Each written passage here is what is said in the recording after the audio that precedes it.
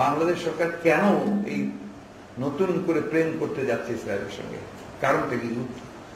কয়েকদিন আগে আমি একটু যোগসূত্র দেই আপনাদের। কয়েকদিন আগে আল জাজিরাতে আপনার একটা রিপোর্ট হয়েছিল না?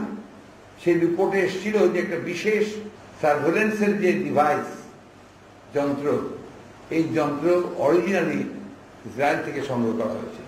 আমরা ইসরায়েল বিরোধী অবস্থান আমাদের, ভেরি স্ট্রেইট এবং ক্লিয়ার কাট বলছি। আমরা বরাবরই ছিলাম, আমরা এখনো আছি। ব্যক্তিগতভাবে কেউ তার ব্যবসা বাণিজ্য কোনো ব্যাপারে কিছু করতে আসার দায় দায়িত্ব তো বিএনপি নেবে না। স্বরাষ্ট্র মন্ত্রণালয় থেকে সিদ্ধান্ত নেওয়া হয়েছে যে বাংলাদেশের পাসপোর্টে, ই পাসপোর্ট যেটা, সেখানে আপনার এক্সেপ্ট ইসরায়েল যে কথাটা আগে আমাদের লেখা থাকতো, অল কান্ট্রিজ এক্সেপ্ট ইসরায়েল, আমাদের সব পাসপোর্টে থাকতো। এখন পর্যন্ত আমাদের পাসপোর্টে এখন আছে, ই পাসপোর্ট যাদেরকে দেওয়া হচ্ছে তাদেরটাতে এক্সেপ্ট ইসরায়েল নেই কথাটা। এটা বোধহয় আপনারা জিজ্ঞেস করেছিলেন স্বরাষ্ট্রমন্ত্রী মহোদয়কে, তিনি বলেছেন যে না, এটা আগের মতোই থাকবে, কিন্তু এটা আন্তর্জাতিক কারণে আমরা এটা এখন রাখছি না এক্সেপ্ট ইসরায়েলটা। হোয়াই? যেটা আমাদের রাষ্ট্রীয় সিদ্ধান্ত বলা যেতে পারে, কনসেনসাস জনগণের, সব সরকারের, যে ইসরায়েল আমাদের শত্রু, পৃথিবীর শত্রু। কারণ ইসরায়েল মানবাধিকারকে ধ্বংস করছে। অনেকে বলেন যে ফিলিস্তিন ইসলামিক রাষ্ট্র সেই জন্য সমর্থন।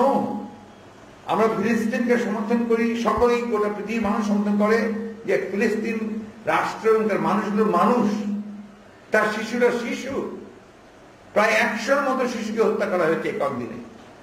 এর পূর্বে আপনাদের মনে আছে আরো কয়েক বছর আগে প্রায় 3 লক্ষ শিশুকে হত্যা করা হয়েছিল। ইসরায়েল তো আসলে মিডল ইস্ট শুধু নয়, গোটা পৃথিবীর জন্য একটা হুমকি হয়ে দাঁড়িয়েছে। বাংলাদেশ সরকার কেন এই নতুন করে প্রেম করতে যাচ্ছে ইসরায়েলের সঙ্গে? কারণটা কি? কয়েকদিন আগে আমি একটু যোগসূত্র দেই আপনাদের। কয়েকদিন আগে আল জাজিরাতে আপনার একটা রিপোর্ট হয়েছিল না? সেই রিপোর্টে এসেছিল যে একটা বিশেষ সার্ভেলেন্সের যে ডিভাইস, যন্ত্র, এই যন্ত্র অরিজিনালি ইসরায়েল থেকে সংগ্রহ করা হয়েছিল। তো সেইখানে এখন জনগণের মধ্যে এই আশঙ্কা সৃষ্টি হয়েছে, তাহলে কি সরকার ইসরায়েলের সঙ্গে আবারও ওই ধরনের কোন চুক্তি করতে যাচ্ছে বা কিছু করতে যাচ্ছে? একটা কথা আমাদের সবাইকে, যারা আমরা আপনার সাংবাদিক আছেন, আমরা যারা রাজনীতি করি, আমরা সবাই একটা কথা জানি, ইসরায়েল কিন্তু আপনার গোয়েন্দা বৃত্তিতে হচ্ছে পৃথিবীর মধ্যে শ্রেষ্ঠ, এবং ওটা করেই কিন্তু সে এখনো সবচেয়ে শক্তিশালী একটা দেশ মিডল ইস্ট হয়ে আছে। সুতরাং এই জিনিসগুলো অত্যন্ত উদ্বেগের সঙ্গে বাংলাদেশের মানুষ কিন্তু অবজার্ভ করছে, দেখছে, লক্ষ্য করছে কোন দিকে যাচ্ছি আমরা। অলরেডি তো গেছি কোন দিকে?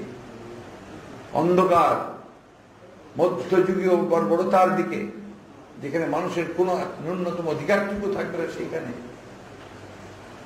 এখান থেকে মুক্তি পাওয়া দরকার। আর আওয়ামী লীগের সাধারণ সম্পাদক সাহেব খুব ভালো মানুষ, তাকে বলবো দয়া করে সবসময় ওই দুঃস্বপ্ন দেখবেন না। দুঃস্বপ্ন না দেখার আরেকটা উপায় আছে, হচ্ছে যে ভালোবাসা সৃষ্টি করুন নিজেদের মধ্যে, অন্যকে অত্যাচার নির্যাতনের পথটা ছেড়ে দিন, একটা সঠিক গণতান্ত্রিক উপায়ে দেশটাকে পরিচালনা করুন, তাহলে দেখবেন যে আর দুঃস্বপ্ন দেখবেন না। Thank you. ইয়েস,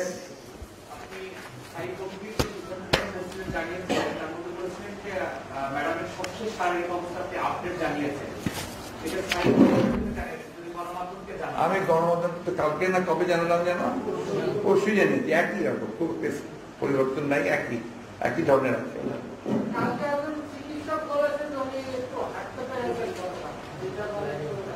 আমি তো এর মধ্যে যাইনি, আমি জানি না আর কি হতে পারে। দ্যাটস এ গুড সাইন যে ডাক্তাররা, এটা আপনার পার্ট অফ ট্রিটমেন্ট। আপনার ওনার যে অসুখ এখন, সেই অসুখের মধ্যে হাঁটা বা একটু স্লাইটলি আপনার ফিজিওথেরাপি করা, এটাও তার পার্ট অফ। কিন্তু উনি এখনো সিসিউতেই আছেন এবং সিসিউ থেকে বেরোতে পারছেন না, অর্থাৎ ডাক্তার এটা অ্যালাউ করছে না। সি ওয়ান্টস টু গো, কিন্তু ডাক্তার থেকে কিছুতেই অ্যালাউ করছে না, কারণ এখনো কিন্তু তার লাংসে পাইপ দেওয়া আছে, রাইট? লাংসে তার পাইপ আছে যেখান দিয়ে আপনার ড্রেন আউট করতে হচ্ছে এক্সট্রা ওয়াটার। একটা খোলা হয়েছে, আরেকটা এখন আছে। আর কিছু আছে? Anything else? আমাকে কে যেন একজন ফোন করেছিলেন,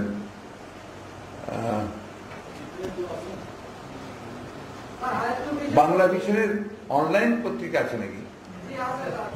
আচ্ছা আচ্ছা, ওখান থেকে। হ্যাঁ, জি বলুন।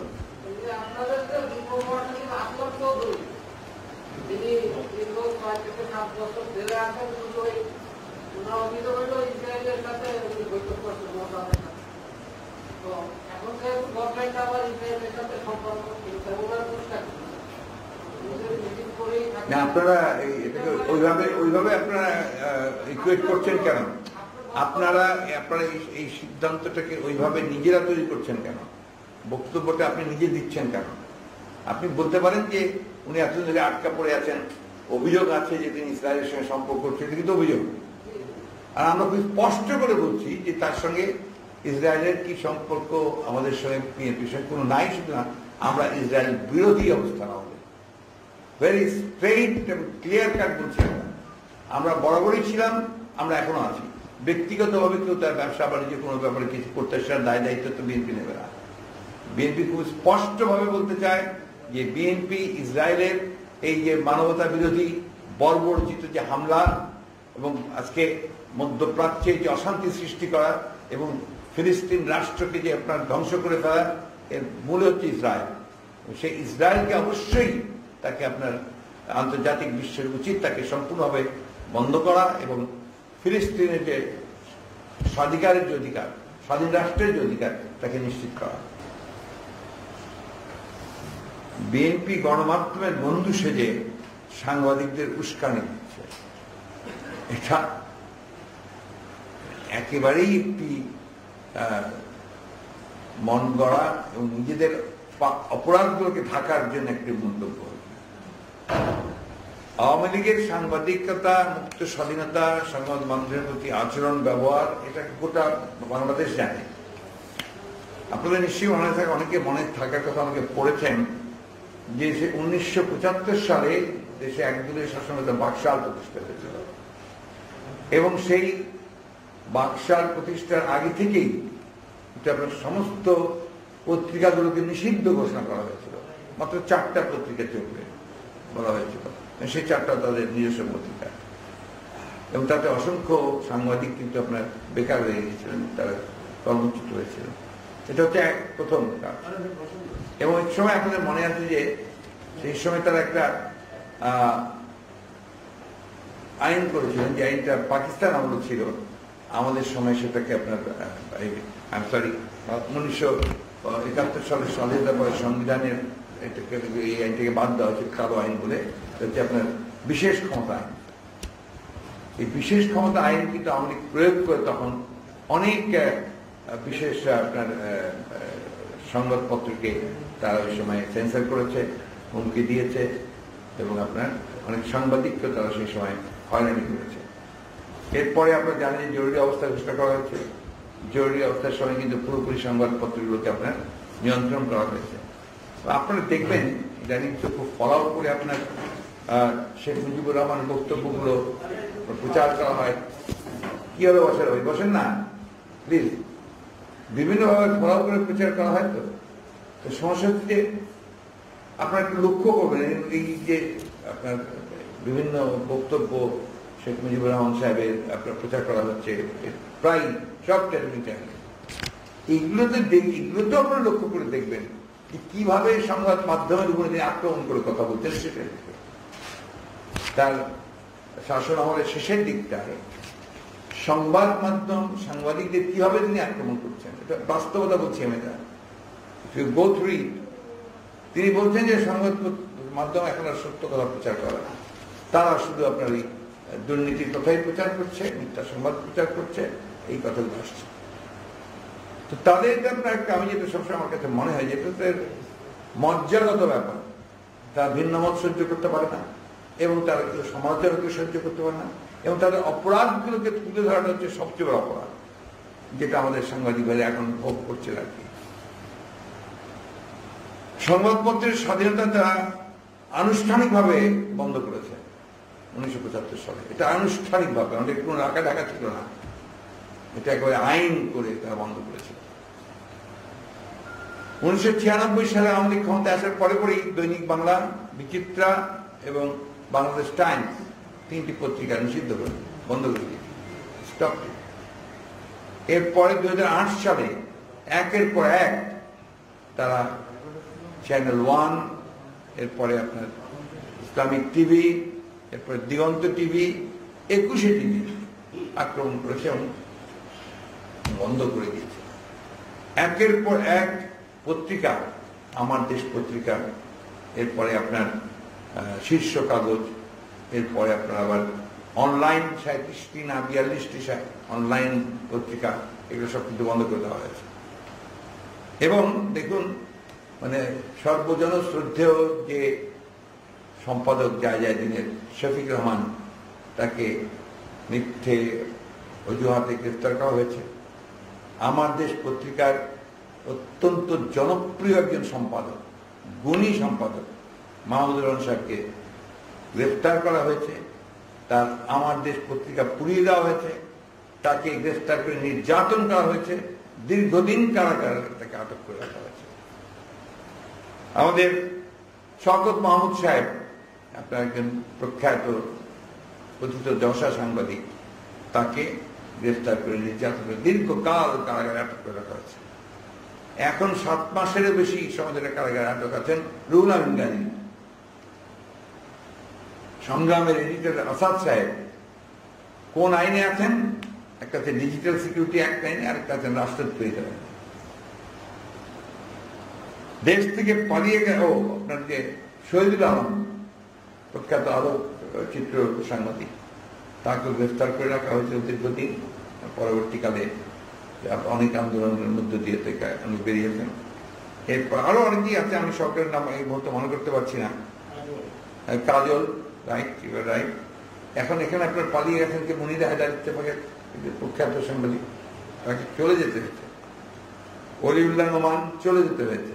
কনক সারোয়ার থেকে দেশ থেকে চলে যেতে হয়েছে। এরকম অনেকেই গেছেন যাদের সকলের নামটা আমার জানা নেই, বাট আপনারা জানেন প্রত্যেক। কারণ ঠিক একটাই, যে এরা রিপোর্টগুলো করেছিল, যে রিপোর্টগুলো তাদের পক্ষে ছিল না। তাদের যে চুরি, দুর্নীতি, অন্যায়, খুন, রাহাজানি, এগুলোকে তারা তুলে ধরে চেষ্টা করেছিল। সেই কারণেই তাদের কাছকে এই ভাগ্য বরণ করতে হয়েছে।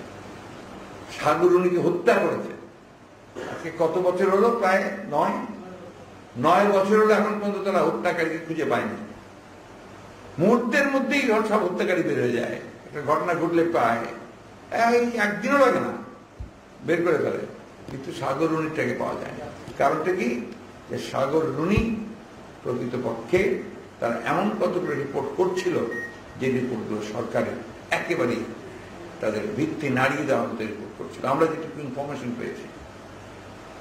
ঠিক একইভাবে আজকে এই যে আপনার রেজিনা ইসলাম, সে অনেকগুলো রিপোর্ট করেছে, যে রিপোর্টগুলো সরকারের দুর্নীতিকে প্রকাশ করেছে, সামনে তুলে ধরেছে। এবং মজার ব্যাপার হচ্ছে যে তথ্যমন্ত্রী সাহেব, তিনি নিজে এই কথাগুলো বলেন। তিনি গতকালও বলেছেন, আপনার আমাদের নিউ ইয়র্কে একজন সাংবাদিক আছেন মুশফিকুল ফজল আনসারী, তিনি বাংলাদেশের এক one of the very few journalist, যিনি আপনার ইউএনও এবং স্টেট ডিপার্টমেন্ট অফ স্টেট ডিপার্টমেন্টে তিনি কভার করেন, অ্যান্ড হি ইজ অ্যাক্টিভেট দেয়ার।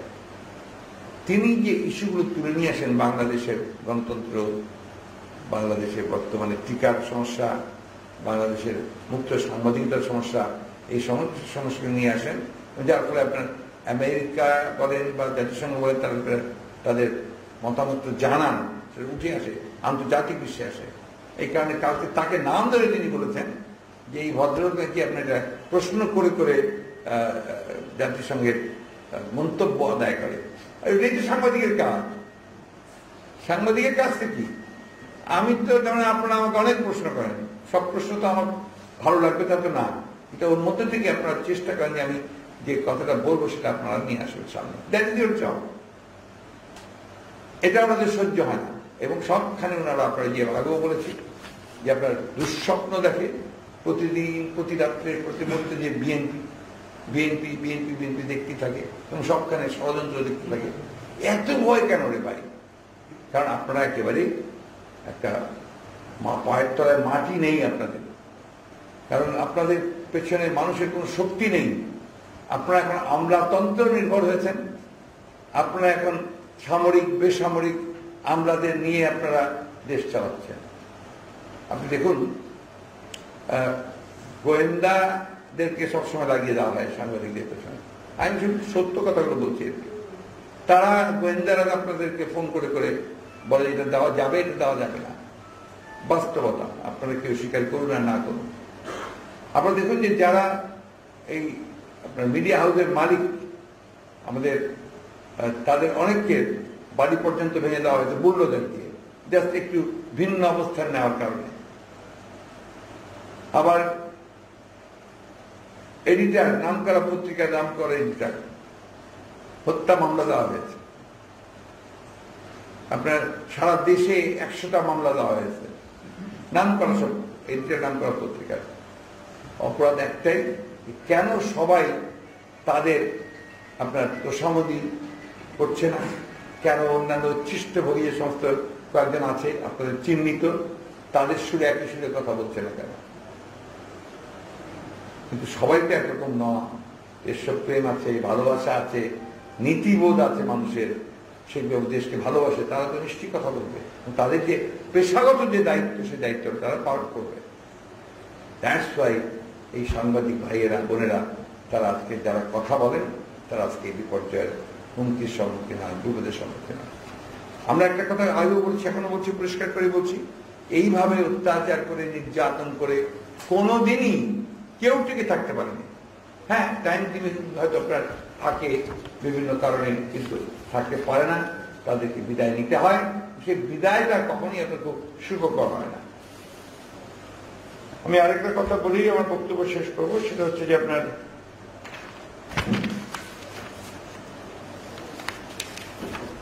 বাংলাদেশের